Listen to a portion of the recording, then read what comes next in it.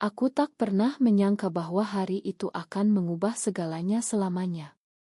Saat Nadia, rialku selama ini di tim Survei proyek jalan tol baru di pegunungan Gunung Kidul, berbisik di kegelapan gua yang lembab dan dingin, "Laras, kamu tidak bisa terus menyangkal perasaanmu padaku lagi." Jantungku seperti berhenti berdetak meski luka di kaki kami berdua semakin menusuk. Batu-batu runtuh tadi sore menjebak kami berdua di lorong sempit dekat stalaktit yang menetes air, senter kami hanya menyisakan cahaya redup yang membuat bayangan wajahnya terlihat begitu dekat. Aku mencoba menarik tanganku, tapi rasa sakit di pergelangan kaki membuatku meringis. "Nadia, ini bukan saatnya bicara hal gila seperti itu," balasku dengan suara parau, tapi kata-katanya sudah meresap seperti racun yang lambat. "Kami datang ke gua ini pagi tadi untuk memetakan struktur tanah demi proyek pemerintah. Aku dari perusahaan lokal, dia dari konsultan Jakarta yang selalu menantang setiap keputusanku di rapat.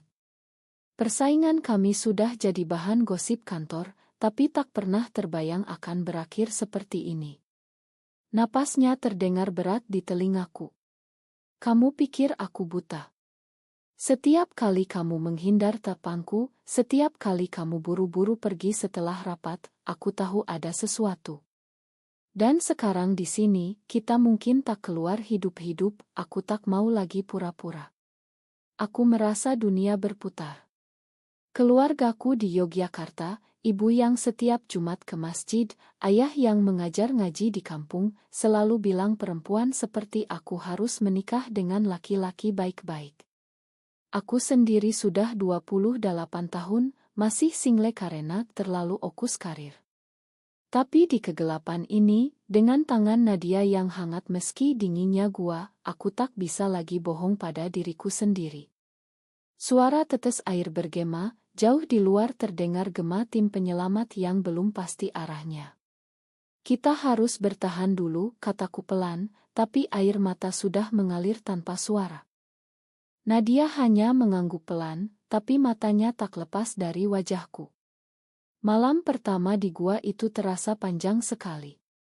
Kami saling cerita kecil untuk mengalihkan rasa sakit, tentang masa kecil di desa, tentang mimpi kami sebelum proyek ini. Tapi setiap kali diam, kata-katanya tadi kembali menghantuiku. Aku ingat bagaimana dulu di rapat pertama, Nadia membela pendapatku meski kami rial, senyumnya yang tulus membuat hatiku berdegup aneh. Aku selalu bilang itu karena stres kerja. Sekarang aku tahu itu bohong. Rasa lapar mulai menyiksa, kaki kami bengkak, tapi yang paling menyiksa adalah pertanyaan di kepalaku, kalau ini benar perasaan, lalu bagaimana dengan segala yang diajarkan agama dan keluarga selama ini? Pagi berikutnya, atau yang kami kira pagi karena tak ada cahaya matahari, tim penyelamat akhirnya menemukan kami. Suara palu dan teriakan "ada orang di sini" membuat kami berdua menangis lega. Saat diangkat ke atas tandu, tangan Nadia masih memegang lenganku sejenak, dan tatapannya bilang kita belum selesai bicara.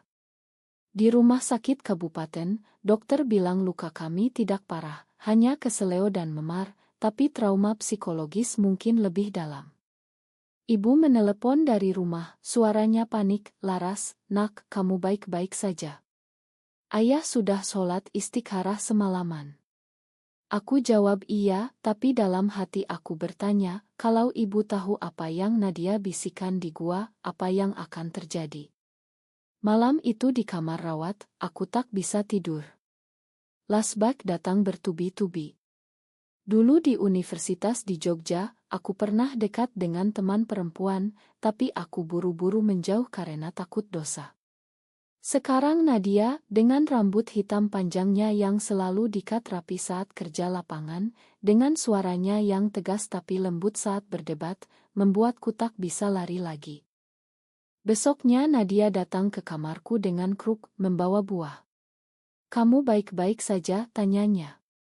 Aku mengangguk, tapi tak berani menatap matanya. "Laras, aku serius dengan yang aku bilang di gua. Aku sudah lama merasakan ini. Kamu boleh marah, boleh tolak aku, tapi jangan bohong pada diri sendiri. Aku diam lama. Nadia, keluargaku, agama kita ini tidak boleh. Dia tersenyum sedih. Aku juga Muslim, Laras. Aku juga sholat, puasa, tapi Tuhan yang menciptakan perasaan ini. Apakah Dia mau kita menderita seumur hidup? Pertanyaan itu menggantung di udara. Kami tak bicara lagi sampai perawat masuk. Pulang ke rumah, ibu sudah menunggu dengan air mata. Syukurlah kamu selamat, nak. Besok ada tamu, anak ustadz dari masjid sebelah, katanya mau kenalan. Aku tersenyum kaku. Malam itu aku menangis di kamar, memeluk bantal, bertanya-tanya mengapa hati ini begitu memberontak. 2 minggu setelah kecelakaan, proyek Surey dilanjutkan tapi aku dan Nadia dipindah tugas ke kantor. Setiap hari bertemu di koridor membuatku gugup. Nadia tak pernah memaksa, tapi senyum kecilnya cukup membuatku gelisah. Di rumah, tekanan semakin kuat. Ayah memanggilku ke ruang tamu setelah maghrib. Laras, umurmu sudah cukup. Kami ingin melihat kamu bahagia dengan keluarga sendiri, bukan hanya karir. Ibu menambahkan, anak ustadz itu orang baik, taat, dari keluarga terhormat. Aku mengangguk, tapi malamnya aku kabur ke kamar mandi dan menangis. Aku ingat debat di gua dengan Nadia tentang ayat-ayat yang sering dikutip orang. Banyak ulama bilang ini ujian, tapi ada juga yang bilang cinta itu rahmat, katanya dulu. Aku tak berani jawab. Akhir pekan itu, aku bertemu Nadia di kai kecil dekat kantor. Aku tak bisa, Nad, kataku pelan. Aku takut kehilangan keluarga. Dia memegang tanganku di bawah meja. Aku juga takut. Tapi kalau kita terus bohong, kita kehilangan diri sendiri. Kata-kata itu seperti pisau.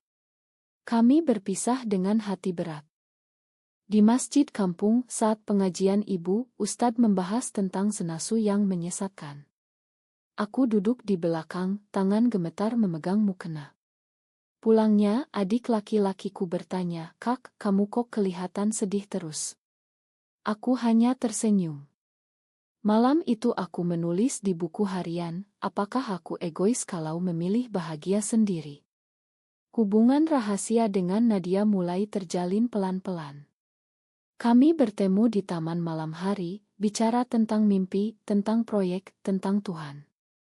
Setiap ciuman di pipi, setiap pelukan singkat, membuatku merasa hidup, tapi juga bersalah. Konflik semakin dalam saat ayah tahu aku sering keluar malam. Kamu bertemu siapa? Tanyanya tegas. Aku bohong bilang teman kantor. Tapi gosip mulai beredar di kantor. Nadia dipanggil bos, aku juga.